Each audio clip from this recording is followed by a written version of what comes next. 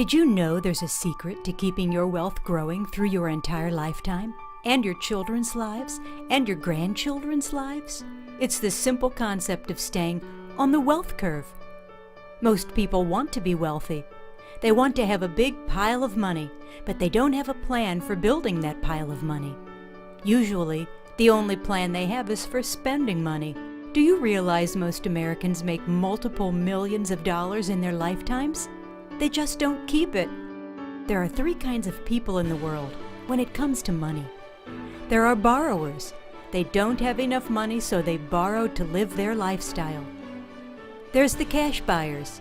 They save up their money and pay cash for everything. And then there's the wealth builders.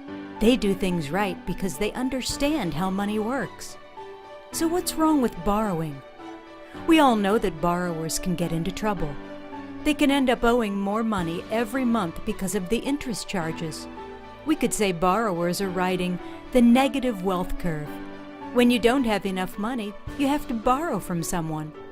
But to borrow money, you must pay interest. This is the pay up scenario, because you must pay up interest to whomever you borrowed the money from. Paying all that interest on your credit cards, car loan, and mortgage each month never gives your wealth a chance to grow. You can't get ahead financially. What about the cash buyer? The cash buyer understands the negative effects of borrowing and paying all that interest to someone else. He thinks cash is king. So, is he doing things right? No, because we call this the give up scenario. Every time you pay cash, you are giving up all of the interest that your pile of money could have earned had you not spent it. It's lost forever, from your future, your children's futures, your grandchildren's futures, and so on. Well, what about the wealth builders? Wealth builders stay on the wealth curve. The wealth curve is the simple result of a powerful force known as compound interest. This is the build-up scenario. Think about it. Borrowers are not on the wealth curve, but neither are cash buyers. The cash buyer falls off the wealth curve each time he or she spends their hard-earned cash to make a purchase. What does it mean to fall off of the wealth curve?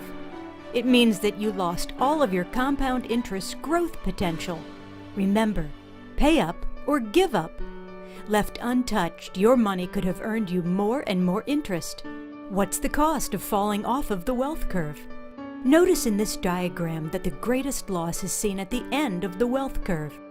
When this person died at age 80, he didn't have time to make up all the lost growth that he suffered when he fell off the wealth curve at age 27. And he fell off just one time. Most of us fall off the wealth curve numerous times throughout our lives.